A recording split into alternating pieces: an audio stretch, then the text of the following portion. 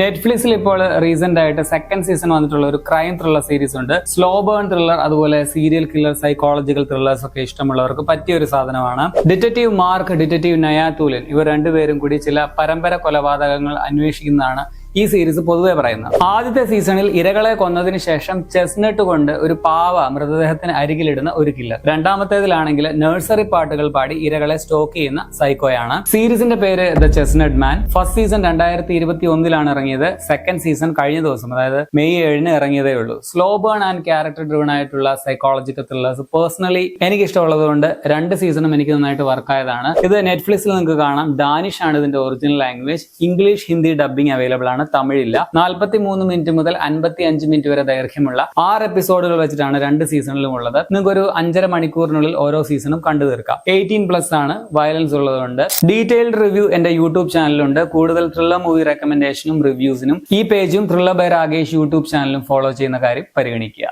ശരി എന്നാ.